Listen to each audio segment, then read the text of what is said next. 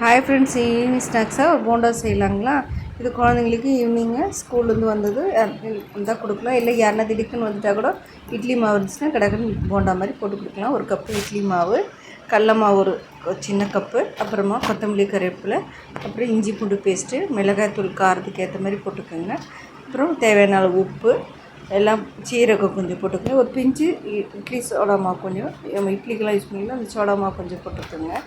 ஏன்னா கொஞ்சம் இறுக்கமாக எல்லாமே நல்லா கடல மாவு போட்டிருக்கிறதுனால கொஞ்சம் இதுவாக இருக்கும். அதுக்காக சாஃப்ட்னஸ் வரும். நல்லா பிசைஞ்சிக்குங்க. ஒரு மீடியம் சைஸ் 2 சின்ன உருளைக்கிழங்கு எடுத்துருக்கேன். அது சீவி அலசிட்டு இது மாதிரி எடுத்து இதோட போட்டு மிக்ஸ் பண்ணிக்கோங்க.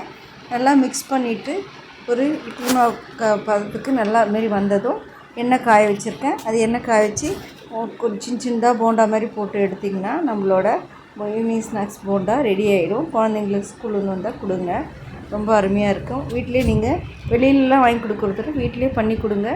மாவு இருந்துச்சுன்னா இந்த மாதிரி எப்படின்னா உங்களுக்கு சாப்பிட்ற போல் இருந்தால் இந்த செஞ்சு கொடுங்க. இங்கே பாருங்கள், கொஞ்சம் ஓரளவுக்கு திருப்பி போட்டு திருப்பி பண்ணிங்கன்னா வெந்துடும். ஒரு கலர் சேஞ்ச் ஆகிடும்.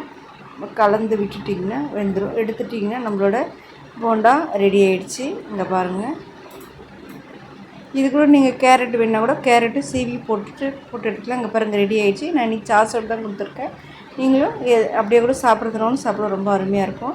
குழந்தைங்களுக்கு கொடுக்குறதும் சாஸ் வச்சு கொடுங்க, ரொம்ப ரொம்ப அருமையாக இருக்கும். ட்ரை பண்ணி பாருங்கள் ஃப்ரெண்ட்ஸ், எப்படி இருக்குன்னு சொல்லுங்கள். இங்கே பாருங்கள் ரெடி ஆகிடுச்சு. பாய்.